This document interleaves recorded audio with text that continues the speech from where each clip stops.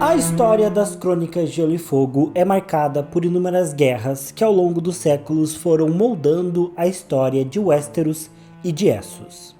E como diria Tyrion Lannister, enquanto algumas guerras se ganham na ponta da espada, outras se ganham com a pena e a tinta, numa alusão às alianças e acordos feitos durante uma campanha militar. E de fato, assim como na vida real, a história do mundo de Gelo e Fogo foi marcada por algumas alianças que ajudaram a moldar os rumos das guerras. E recentemente eu tenho feito aqui no canal uma série de vídeos onde eu falo sobre elementos da geopolítica de Westeros, por assim dizer. Por isso, no vídeo de hoje, a gente vai seguir com essa pegada, dessa vez falando sobre as maiores e mais importantes alianças militares da história das Crônicas de Gelo e Fogo.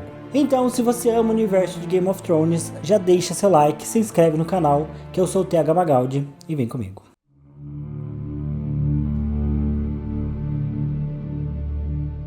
Bom, antes de tudo, vale reforçar que existe mais de um tipo de aliança militar, porque acordos e alianças variam de acordo com o contexto, com os grupos envolvidos e as necessidades de cada país ou região que realiza aquela negociação. Na vida real, acordos econômicos podem gerar alianças militares, por exemplo. Mas podem existir alianças apenas de cooperação, de inteligência, de troca de informações ou recursos, ou alianças mais complexas, como as alianças de defesa. Para esse vídeo, eu resumi as alianças de Westeros em dois tipos: alianças de conflito e alianças políticas. Mas para explicar essas categorias de alianças que eu criei, eu vou ter que explicar brevemente um pouco sobre alianças militares da vida real. Lembrando que esse vídeo não é um tratado militar sobre alianças e sobre história, por isso eu vou fazer aqui uma simplificação, beleza? Mas é só pra gente contextualizar. Bom, via de regra, na história das guerras é bem comum a gente ver esses dois tipos de alianças. A primeira eu classifiquei como alianças de conflito, que tem um caráter mais imediatista. Geralmente acontece quando dois ou mais países ou grupos têm um inimigo em comum e se juntam para tentar acabar com ele ou se opor a ele. Essa é a aliança que a gente vê na Primeira e na Segunda Guerra Mundial, por exemplo. No caso da Primeira Guerra, vários países europeus tinham tratados de defesa entre si, o que eu vou chamar aqui mais tarde de alianças políticas. Ou seja, eram tratados que visavam regular e incentivar a cooperação entre esses países e que também tinham pautas militares de caso um país fosse atacado, o outro se via obrigado a entrar no conflito ao lado dele e defender o seu aliado. E no caso da Primeira Guerra Mundial, conforme as agressões foram se sucedendo na Europa a partir de 1914, essas alianças de defesa foram sendo acionadas até que a Europa se viu dividida entre dois núcleos, a Tríplice Entende e a Tríplice Aliança. Cada grupo era liderado por três países principais: a Inglaterra, a França e Rússia de um lado e a Alemanha, Itália e Império Austro-Húngaro do outro lado. O principal objetivo dessas alianças era vencer o conflito e encerrar a guerra, cada uma do seu lado, obviamente. Já na Segunda Guerra Mundial, isso fica bem mais evidente, com a formação de dois blocos de aliados: os aliados, liderados pela União Soviética, Estados Unidos e Inglaterra, contra o eixo, formado pela Alemanha, Itália e Japão.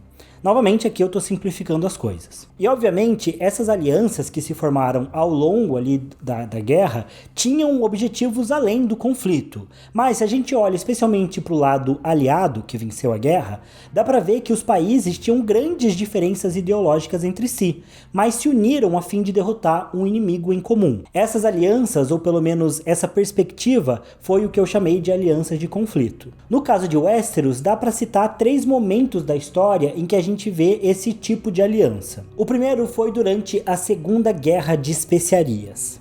Na verdade, por muito tempo, Valíria e as suas cidades filhas lutaram contra os Rhoynares, que era um povo independente e que vivia em cidades-estado às margens do rio Rhoyne. Enquanto o Império Valeriano se expandiu, as suas cidades vassalas foram rivalizando com as cidades Rhoynares, levando a uma série de guerras curtas e sangrentas, como a Primeira Guerra da Tartaruga, que foi travada entre as cidades de Sarmel e Volontaires. Mas não parou por aí. Ao longo de 2 séculos, os Valerianos e os Rhoynares guerrearam entre si mais de 10 vezes. No fim, o último conflito entre esses dois povos veio na Segunda Guerra de Especiarias. 1000 anos antes do primeiro livro, A Guerra dos Tronos, começar, 3 senhores dos dragões se juntaram à cidade de Volantis para destruir um porto Rhoynar na cidade de Sarroi. Isso fez com que o príncipe Garen, da cidade de Croyane, unisse todas as outras cidades Rhoynares restantes para enfrentar a Valíria numa guerra definitiva. Todos os príncipes Rhoynares atenderam o chamado e, no total, o Garen reuniu um exército de 250 mil soldados para atacar e conquistar cidades como Selhorys, Valissar e Voluntaires, todas cidades valirianas. Porém, quando o príncipe Garen atacou a cidade de Volantis, Valíria enviou 300 dragões para combater o seu exército numa batalha épica que culminou na derrota Rhoynar, na destruição do seu exército e na eventual destruição de todas as cidades Rhoynares. A única princesa Rhoynar que sobrou foi Nymeria, que sempre se opôs ao plano do príncipe Garen e no último segundo conseguiu reunir o restante do seu povo e fugiu com eles, abandonando Essos para sempre, com o objetivo de encontrar um novo lar. E bom, essa aliança dos Rhoynares é o que eu chamo de aliança de conflito. Embora os Rhoynares fossem do mesmo povo, eles nem sempre eram aliados entre si, e na verdade tudo indica que eles guerreavam uns com os outros, lembrando bastante como funcionavam as cidades-estado da Grécia Antiga, que foi provavelmente da onde o Martin tirou a inspiração para os Rhoynares. Mas essa aliança do príncipe Garen foi formada para combater um inimigo comum e mais poderoso que ameaçava todos eles. E de fato, apesar de eles terem sido derrotados, esse exército reunido pelo príncipe Garen é o maior exército registrado na história das Crônicas de Gelo e Fogo, mostrando o poder da aliança Rhoynar. Mas em Westeros nós também vimos um tipo de aliança parecida. Um outro exemplo de aliança de conflito aconteceu quando o rei Merne IX da casa Gardener se uniu ao rei Loren I da casa Lannister para se opor ao Aegon Targaryen e às suas irmãs que tentavam conquistar toda a Westeros. Até onde sabemos, essa aliança entre os Lannisters e os Gardener não foi uma aliança profunda, com pactos de casamento, cláusulas e outras coisas do tipo. Foi uma aliança rápida com o objetivo único de enfrentar a ameaça Targaryen. É bem plausível que se os Lannisters e os Gardeners tivessem conseguido vencer os Targaryen, talvez essa aliança entre as duas regiões tivesse aumentado e eventualmente a gente poderia pensar num cenário onde os Gardeners e os Lannisters ficassem cada vez mais próximos e num futuro essas duas regiões poderiam até se unir meio numa vibe Espanha e Portugal, que sempre tiveram famílias monárquicas parecidas, tiveram períodos em que foram um reino só, mas cada um mantendo bastante a sua identidade. Talvez, porque sempre foram dois reinos muito poderosos, talvez algo parecido pudesse ter acontecido com a história dos Lannisters e dos Gardener. Porém, eles não venceram os Targaryen. Os dois monarcas convocaram seus vassalos na época e reuniram suas tropas em Bosque Ouro, lá na Campina. No total, os aliados tinham uma tropa de mais de 55 mil homens, em oposição aos 11 mil homens do rei Aegon. Incluindo, os aliados tinham 5 mil cavaleiros montados, o que para Westeros é um número enorme. Lembrando que num cenário medieval ali de Westeros, o cavaleiro montado, pelo menos a cavalaria pesada, é quase que um tanque de guerra em comparação com o restante das tropas. Então, os Lannisters e os Gardener fizeram uma aliança realmente muito poderosa. E os exércitos se enfrentaram ao sul da Torrente do Água Negra, perto da Estrada de Ouro. O rei Lannister e o rei Gardener pretendiam flanquear as forças do Aegon e então usar sua cavalaria para esmagar o centro das linhas Targaryen, onde eles haviam firmado sua principal posição defensiva. Inicialmente o plano deu certo, com as duas tropas aliadas quebrando a coesão da linha defensiva dos soldados Targaryen. Mas aí começou a apelação, com Aegon, Visenya e Rhaenys vindo pelo ar com seus dragões, que soltaram chamas pelo campo seco, que rapidamente espalhou com as chamas, lançando fumaça na direção dos exércitos Gardener e Lannister e consumindo suas tropas. As forças Targaryen que estavam do lado contra o vento,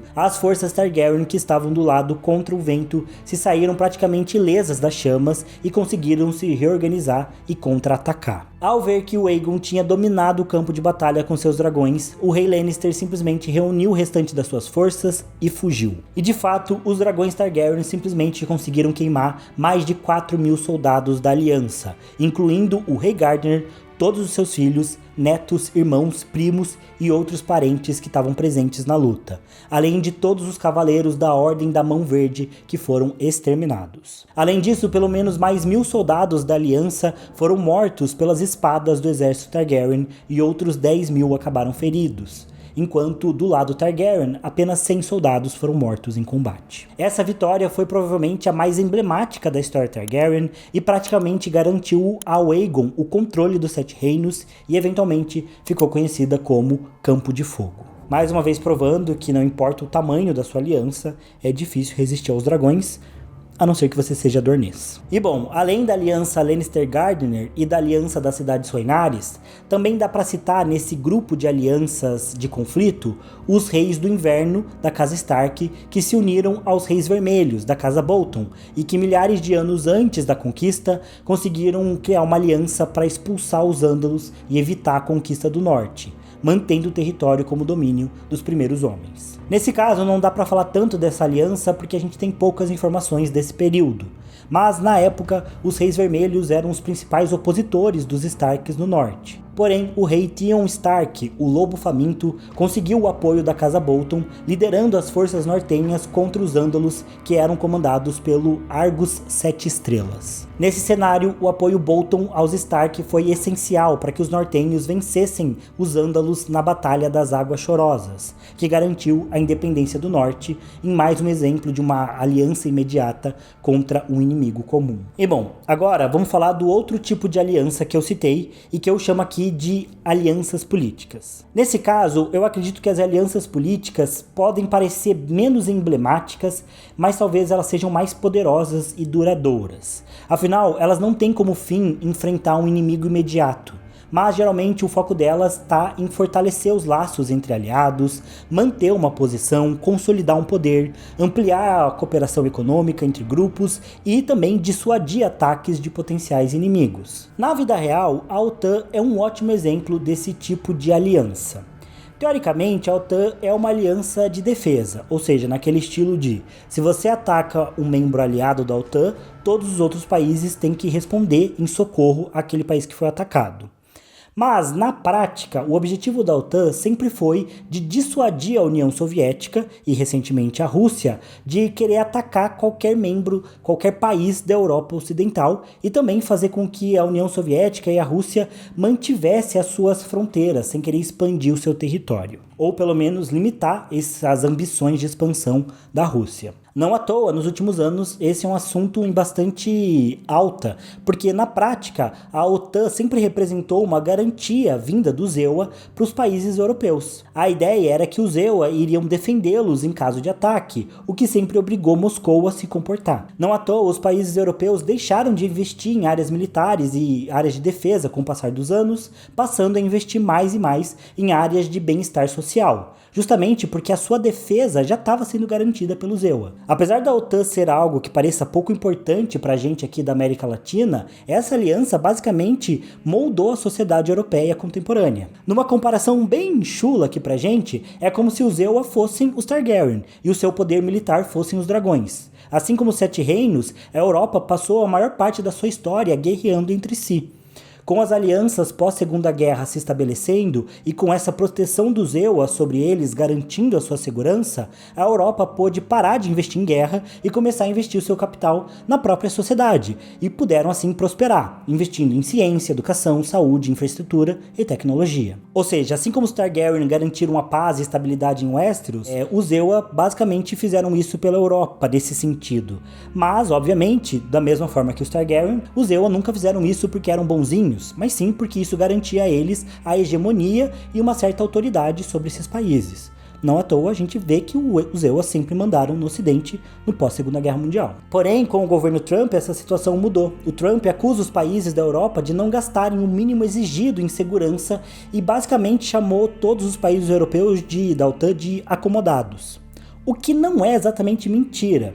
Porém, a princípio, isso sempre foi uma situação mantida pelos EUA, mas que aparentemente a visão geopolítica deles mudou nos últimos anos. O governo atual dos EUA defende que não existe benefício em ficar cuidando da segurança da Europa e deu a entender que não vai mais se empenhar para manter esse status de equilíbrio da OTAN, especialmente se os países europeus não fizerem a parte deles. Por isso, nesse momento, os europeus voltaram a aprovar leis para aumentar o investimento militar e países como a Alemanha já estão discutindo se rearmar a nível nuclear. Então percebam, alianças são curiosas e elas mudam conforme os contextos vão se alterando também. No caso de Westeros, esse tipo de aliança parece chamar menos atenção quando a gente está lendo a história, mas elas são até mais importantes para a narrativa. O primeiro exemplo delas está justamente da casa Targaryen, se aliando em casamento com os Velaryon e com os Hightower. Teoricamente, essas alianças resultaram na Dança dos Dragões, mas foram pactos de casamento e aproximações que basicamente garantiram o auge da casa Targaryen durante o reinado do Viserys I. Muita gente vai defender que o auge dos Targaryen foi no reinado do Jaehaerys, mas eu acredito que essa visão é uma imprecisão. De fato, Jaehaerys é o responsável por esse auge, mas ele aconteceu de fato no reinado do Viserys. O rei Viserys governou um reino próspero, estável, rico, com o maior número de dragões de sua casa e total controle sobre os 7 reinos. E parte desse auge vem das alianças com os Hightower e com os Velaryon, que tornaram a casa Targaryen inquestionável e rica o suficiente para lidar com qualquer situação. Ah, mas foram os dragões que fizeram isso. Não, não foram. Desde a morte do Aegon I, mesmo a casa Targaryen tendo seus dragões, sempre tiveram revoltas contra os Targaryen em Westeros. Até o rei Jaehaerys sofreu algumas oposições. Mas o reinado do Viserys tinha total controle do Mar Estreito pelos Velaryon, o controle e a garantia da fé pelo lado dos Hightower e a imposição da força pelos seus dragões. Por isso, essa aliança Targaryen, Hightower e Velaryon foi uma das coalizões mais fortes que o Westeros já viu.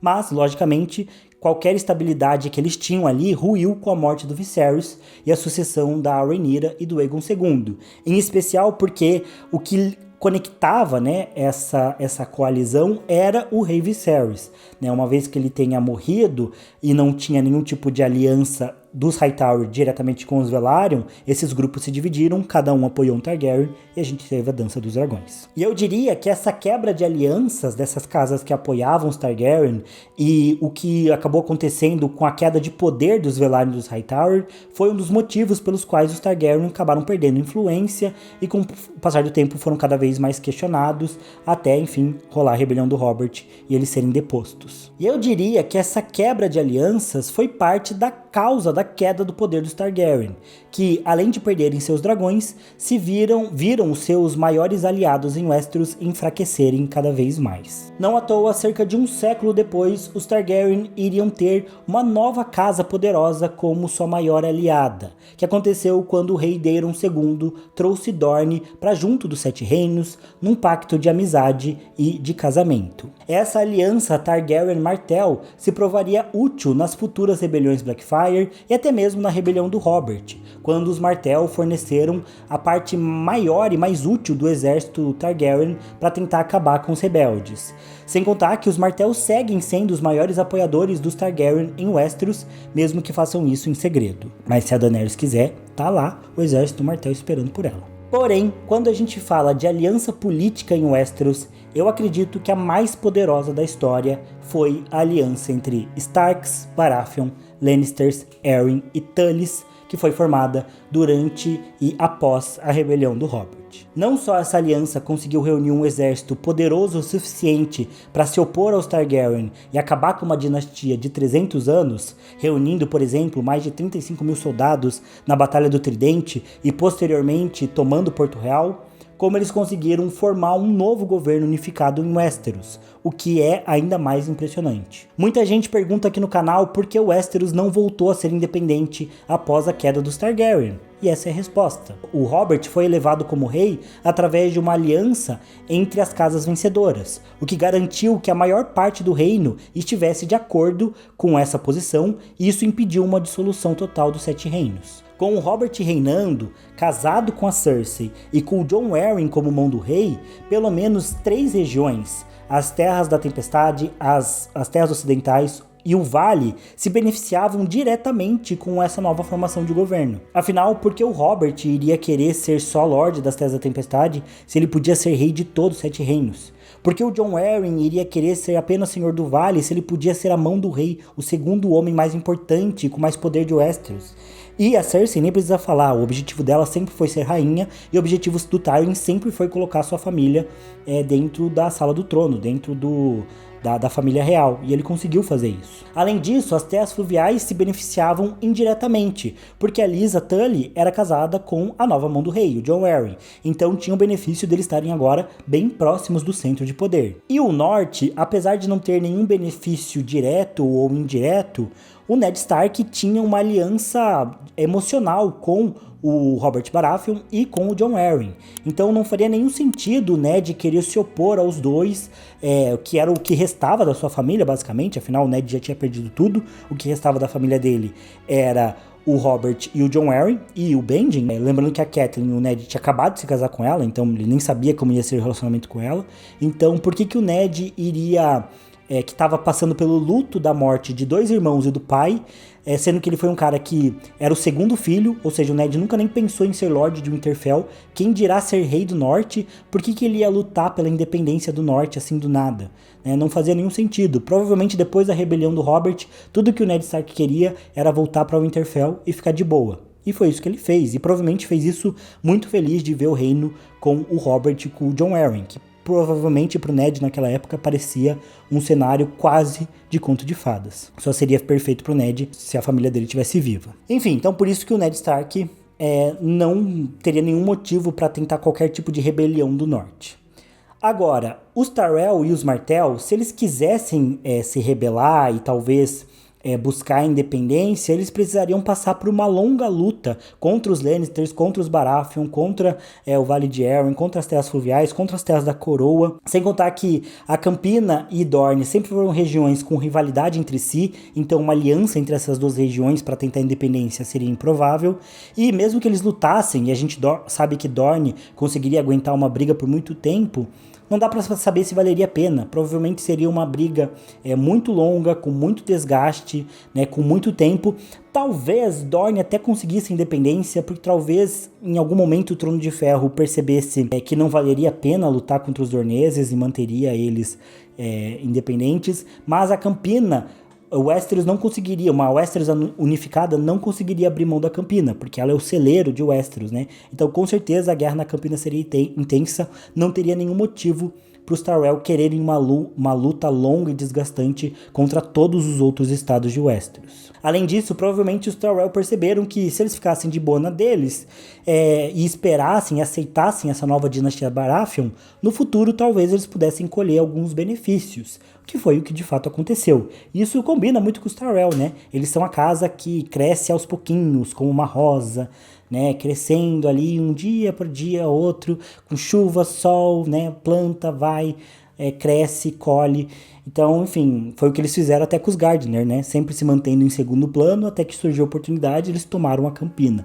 E foi mais ou menos o que aconteceu com a dinastia Baratheon. Eles aceitaram de boa o Robert no poder, ficaram de fora da aliança por 15 anos, e quando tiveram oportunidade, foram lá e abocanharam, se tornaram parte da família real de Westeros. No fim, só os Greyjoy tentaram a independência e foram marretados pelo Robert para aprender a ficarem no lugar deles. E o ponto todo é que não é à toa que os Lannisters se apressaram tanto para saquear Porto Real, matar os filhos do Rhaegar e tentar entrar nessa aliança. Eles viram nisso uma oportunidade de crescer, aumentar o seu poder e estender sua influência por toda Westeros. E foi o que eles fizeram. Estava muito claro já no final da rebelião do Robert, especialmente após a Batalha do Tridente, que haveria essa chance de uma nova dinastia, e todo mundo que tinha como se beneficiar com isso fez o que foi necessário para entrar nessa coalizão. Por isso, essa aliança pós-queda Targaryen é a que eu considero mais poderosa da história de Westeros.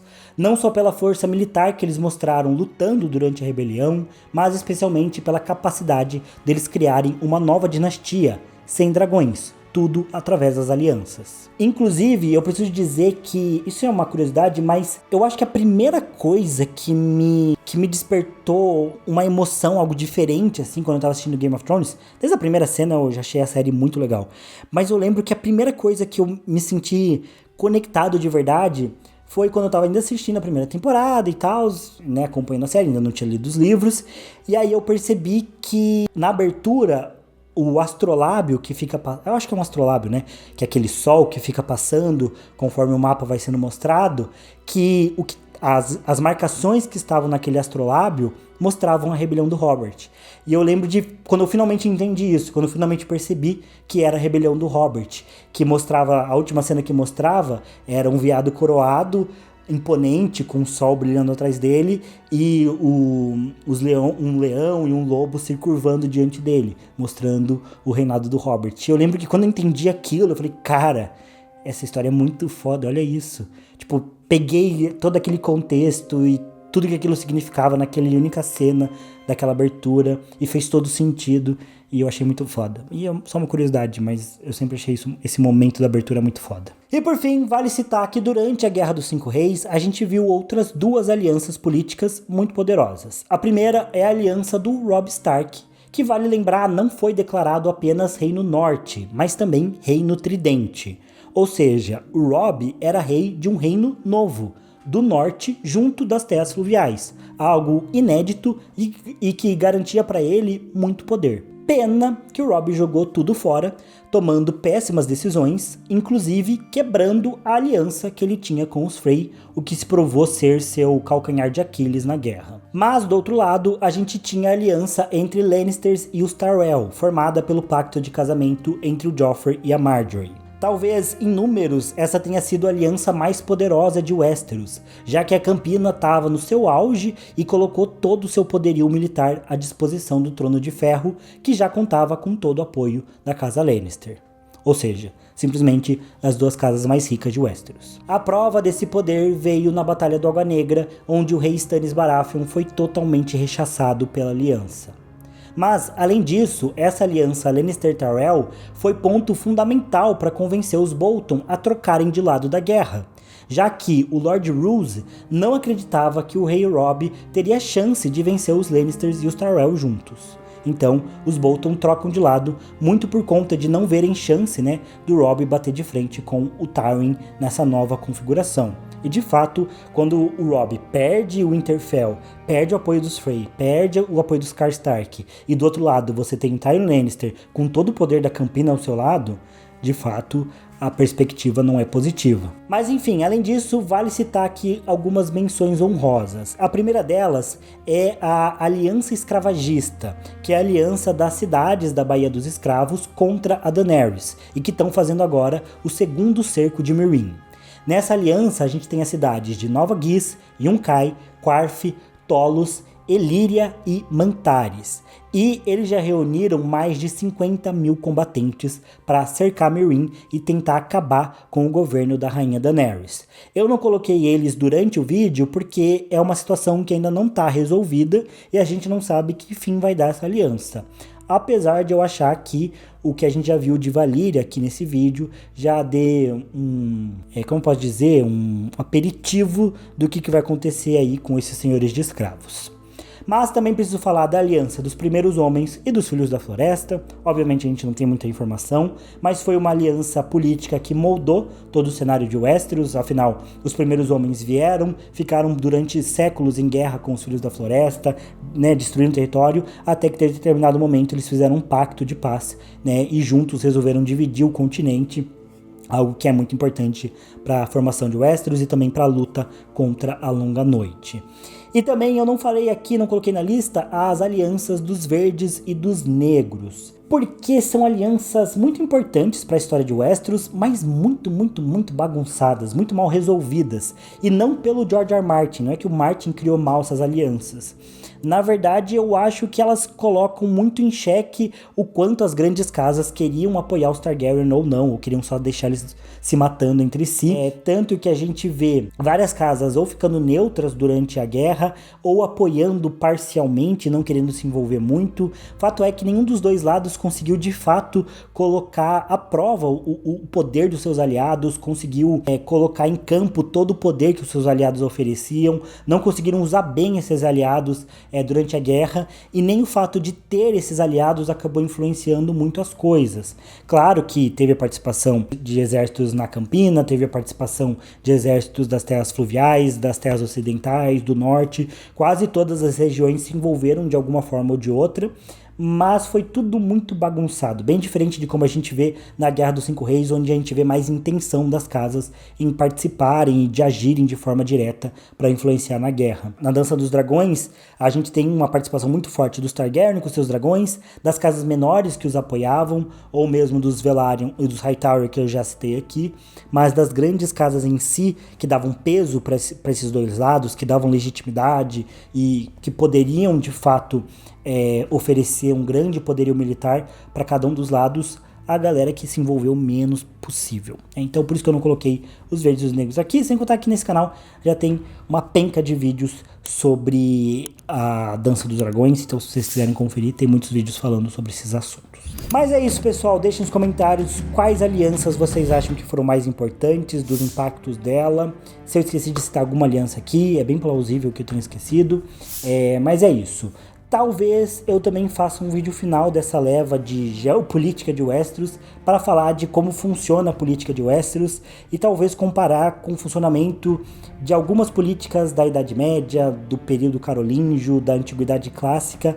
Mas se eu for fazer, provavelmente vai ser um vídeo que vai dar bastante trabalho, então eu tenho que saber se vocês querem ou não esse vídeo.